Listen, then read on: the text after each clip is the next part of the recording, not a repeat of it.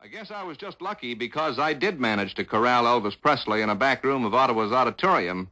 I found someone that I didn't expect. I found a 22-year-old boy who doesn't drink, doesn't smoke, who was better looking than most of his pictures, and who handled himself in front of a battery of reporters without show, without ostentation, and with no attempt at being smart. He was a quiet sort of boy who gave straight answers.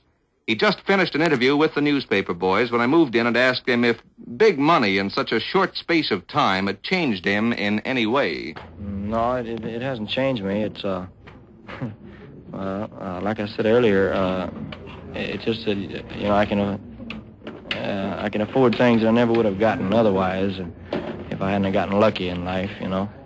Well, what are some of the big things you've done with your money? Some of the things you've always wanted to do, and suddenly you've got the money to do them with? Well, I've got a nice home, which is, I guess it's a desire of everybody to have a nice home. And then I got cars and everything I've always wanted. When I was small, I used to see cars, real shiny cars and everything, and I said if I ever had any money, I was going to get my fill of cars. How many cars have you got now, Elvis?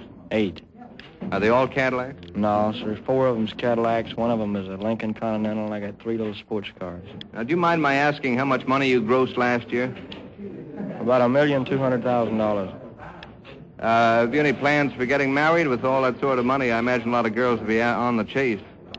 Well, I have no plans for getting married, and besides, if the girl is on the chase for that, well, she's on a wild goose chase because, I can usually sense whether or not that's what they're after or not, Yeah, now here in Ottawa, there's a situation which you've probably experienced elsewhere on your travels across the continent. The separate school board recently unanimously passed a motion in which they were going to encourage the parents and teachers to stay away from your show because they thought your singing was vulgar.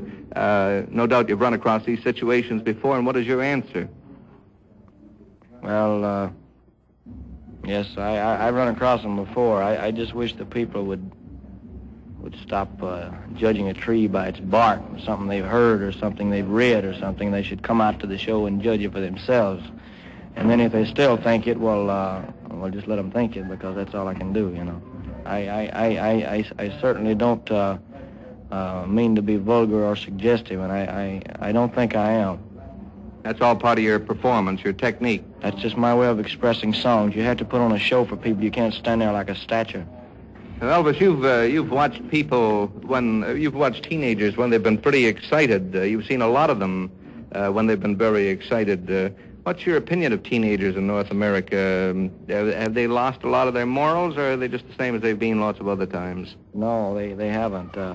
They're growing up, and they're having a nice time, and nobody's going to stop that. The only way they're going to stop that is for the United States to turn communist, and I don't think that'll ever happen.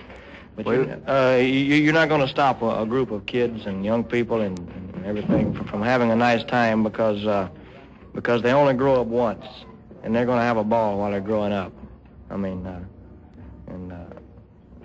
I know I don't blame them, and I don't see why anybody else should. A lot of your publicity, Elvis, is, I wouldn't say a lot of it, but some of it has been adverse. People in education are saying it's no good, and it's vulgar, and it's no good for the children, and they go crazy. Have you had any nice things said about you from adult groups in the States or in Canada? Yes, sir, I've had quite a bit, but not as much as I have the bad stuff, though, I got to admit. Your feeling is that your show is entertainment and you go on to give them a show. That's true. Well, there are people that like you, there are people that don't like you, regardless of what field you're in, regardless of what you do. There are going to be people that don't like you. Even if you're perfect. I'm not saying that I'm perfect, because no man is perfect. But there was only one perfect man, and that was Jesus Christ. And people didn't like him. They killed him, and he couldn't understand why.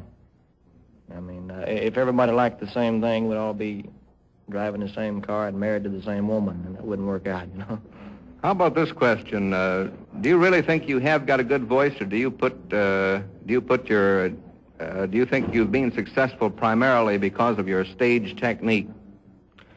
It's a pretty tough question there. I have never thought I had a good voice. I just, I enjoy what I'm doing, you know, and I put my heart, soul, and body into it. But I guess one of the reasons the people have liked it because it was a little something different, you know. Well, thank you, Elvis. It's a pleasure to have met the real thing. Thank you very much, sir.